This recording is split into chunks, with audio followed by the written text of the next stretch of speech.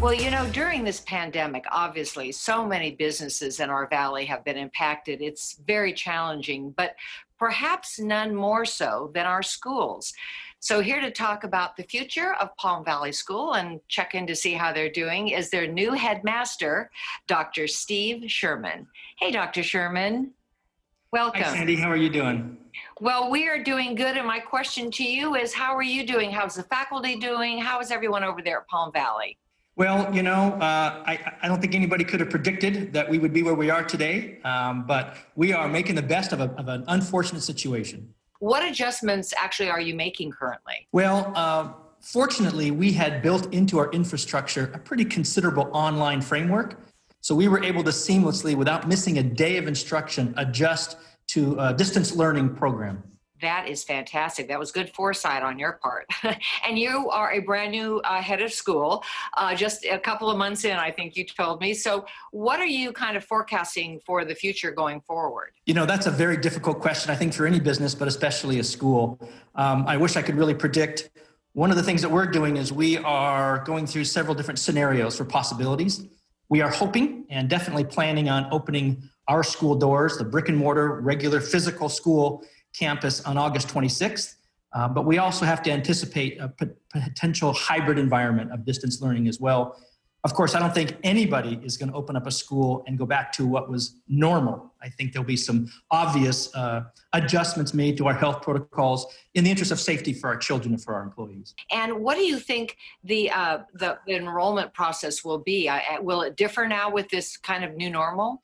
I think there will be some tweaks. I do think we have to ask a little bit more sort of invasive health questions regarding the travel that perhaps families have done recently. And we have to adjust our enrollment process just slightly given the pandemic, but we'll still have our normal application process. And I know that you told me earlier you've actually been in education for over 30 years as head of school. So how do you see this really impacting on a broader scale, kind of down the road? Certainly none of us have experienced this before.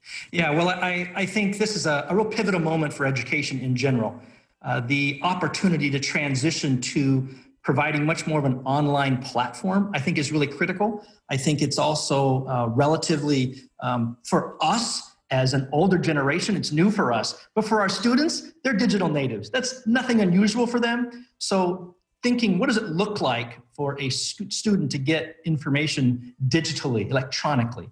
I think it's an opportunity for all schools to look at what does that mean and how can they best meet the needs of their kids. So let's talk about your graduating class, because of course all colleges, high schools, middle schools, even kindergartners are being impacted by their normal, matriculation and wearing that cap and gown. So what are your graduation plans for your kids? Well, we have several graduations or promotions, as you will, including the preschool students graduating up to big time elementary school. So we have a series of what we'll call virtual ceremonies in which we can celebrate the work that they have done in the preschool, in the 5th grade, and in the 8th grade.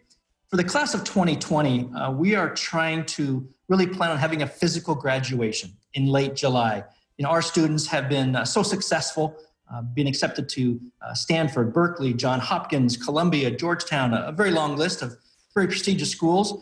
And it's a rite of passage for them to complete their K-12 education. What advice do you have for students and parents as they continue to navigate these last few months and even going forward in the fall? That's a great question. And my advice is while no one has seen anything of this type, I do think we will gravitate back to a normal place. And I think resisting the urge to have anxiety and fear.